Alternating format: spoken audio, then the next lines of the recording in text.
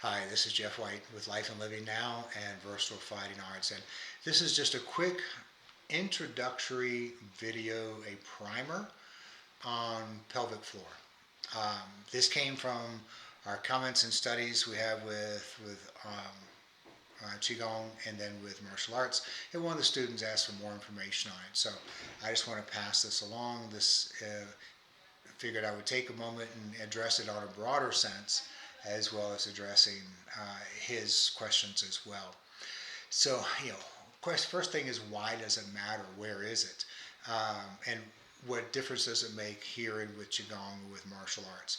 And that your pelvic floor obviously becomes important. It is literally the bottom of your core. When you look at, especially when you look at, say, diaphragm, which is this muscle that kind of folds up, and as you breathe, it's like a half a balloon. It comes down, comes up.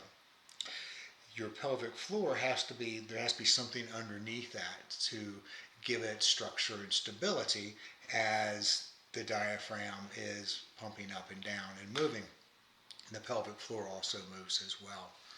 So it literally supports your body, supports your spine. So when the pelvic floor is properly engaged, then the spine stacks more efficiently. The hips become stable and integrated. Rooting, heavy grounded stance improves. The power from the leg transfers upward without leaking any other energy.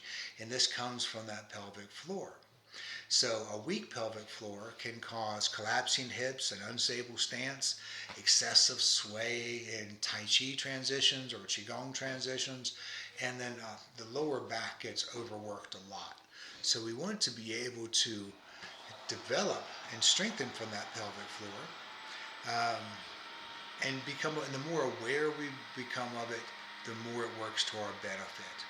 Now, with power generation, with Jin, with internal martial arts, we rely on whole body power and elastic connectivity, and say through the fascias and the movements. And so we want to be able to move through our core in a very dynamic way, and that's where that pelvic floor will help. And it helps with an efficient transmission of power and energy through the fascia. So the pelvic floor is the keystone of the kinetic chain connecting the legs, the dantian, the torso, and the arms.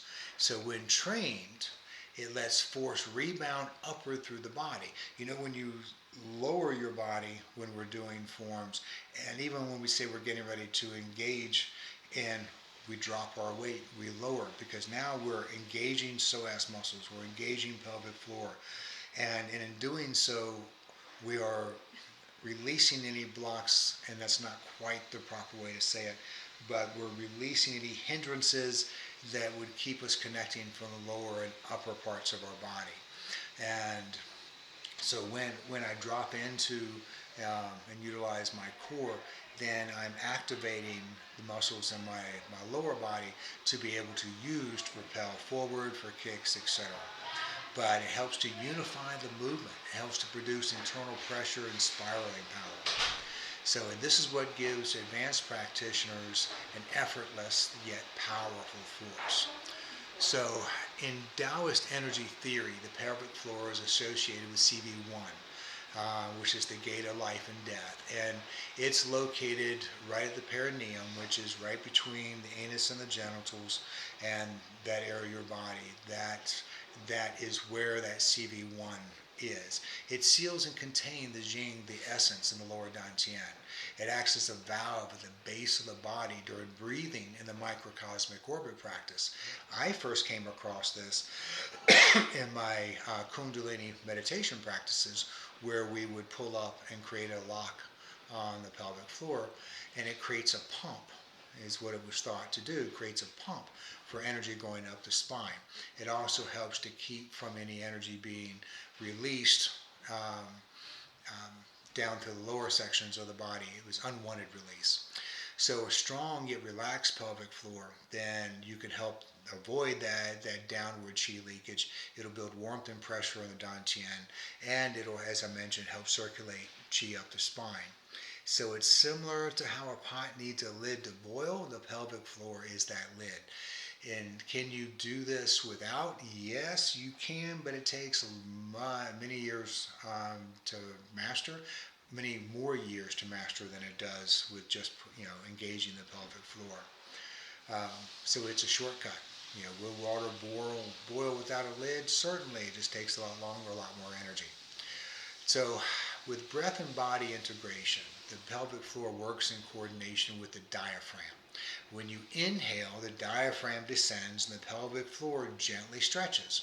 When you exhale, the diaphragm rises and the pelvic floor recoils upwards. So you have, as the diaphragm moves, so does the pelvic floor.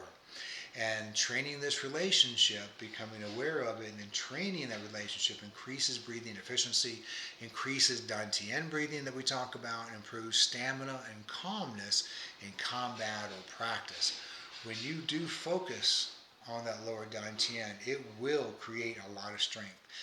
We talked about this on Qigong practice, and even when I'm lifting weights, when I put my mind in my lower Dantian and I lift there and I do proper breathing, it creates extra pressure that helps support and allows me to lift more.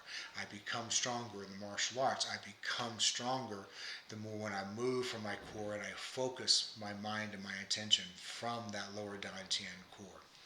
So now the question is, how do we do that? How do we develop this, pelvic floor with safe, practical methods?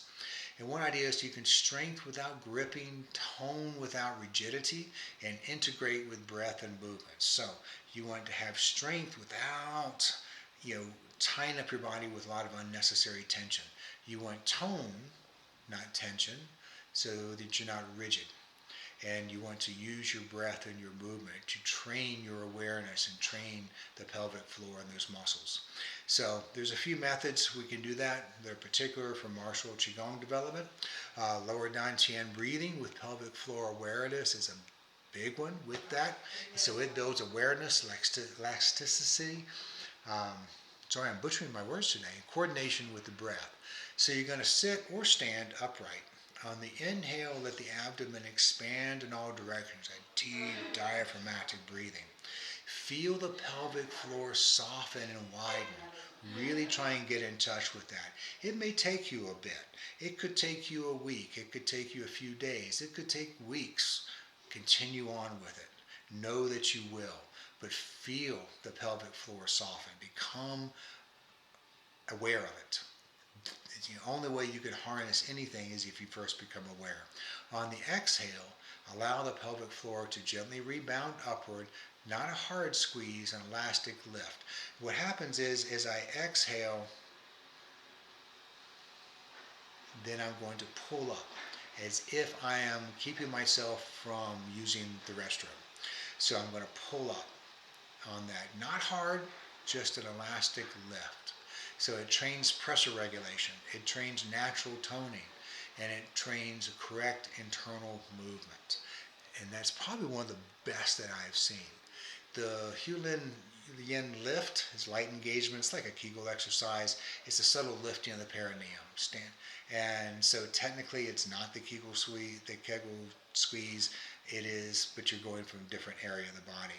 But you're going to stand in a relaxed stance. You're going to draw up the area between the genitals and the anus, and only 10 to 20% engagement. You're not trying to make this hard. You combine with slow breathing. You're just pulling up. And as you breathe, keep that tone in there. And then let it go. You can also do quad training, which is in your hip flexors. So much of pelvic floor development comes from proper stance and the relaxation of the quad. And the quad is your hip flexors, is a Chinese word. So the wuji stance that we stand in, almost like, whether standing pose, zhanshuang, that when we stand, that will help because we're seated a bit and it engages the hip flexors, and that will help. Going in horse stance, deeper the better, will also help that. And then standing in wuji stance, and we do standing meditations, will also help that development of the pelvic floor. So sit with the pelvis slightly relaxed during inside the hip joints, Feel the weight sink into the ground. Keep it soft but present. And by doing that, so remember that you're not doing um, isometric exercises. You're just gently lifting up using 20-30%. All right, and by doing that, it'll build your root, it'll build your elastic strength and lower body integration. And doing slow, controlled lower body movements, slow stepping drills, the Qigong spiraling exercises, some of the things we do in silat will all go to help to strengthen those lower body movements. And through these force the pelvic floor and the quad to work as stabilizers, so they build deep internal strength. So just a few ideas, of what not to do. I mean, a few ideas of what you can do. A couple of things of what not to do. Don't get overexcited and oversqueeze the pelvic floor. Too much tension is not a good thing when it comes to Qigong, and as well as martial arts, quite honestly. Constant engagement, you want your pelvic floor to be responsive, not permanently contracted. So, use the time for practice, become aware of it. Don't constantly trying to think that you're going to short circuit this by, if I do this exercise once a day, if I do it half the day, it's got to be better. The answer is no. Be a little bit careful with forcing breath downward, something we don't really do a whole lot. But also just don't ignore the quad, the hip flexors. You can't develop a pelvic floor without releasing and training the hips. So you want to be able to do that.